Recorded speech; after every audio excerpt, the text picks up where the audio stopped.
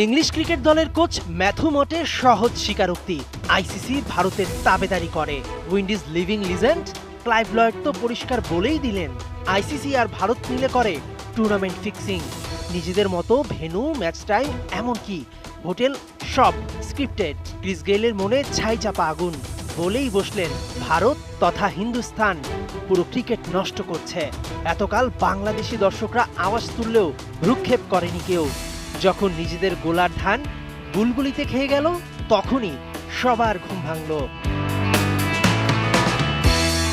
বিষয়টির সত্যতা পুরোপুরি প্রমাণ করে যখন ভারতের সাবেক ক্রিকেটার ও ধারাভাষ্যকার সঞ্জয় মাঞ্জরেকা নিজেই স্বীকার করে নেন।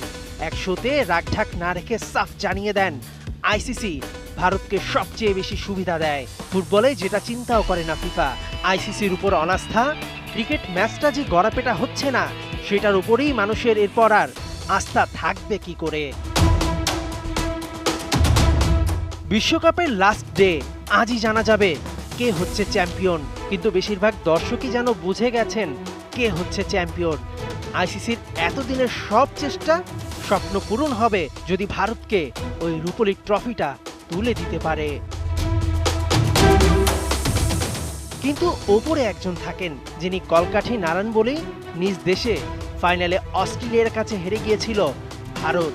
ওয়ানডে বিশ্বকাপে 5 বার, টি-20 বিশ্বকাপে 2 বার ট্রফির কাছে গিয়েও চোকার তকমা পাওয়া দেশটাকে কিছু দিতে তিনি এবার প্রতিপক্ষ রূপে ঠিক করলেন।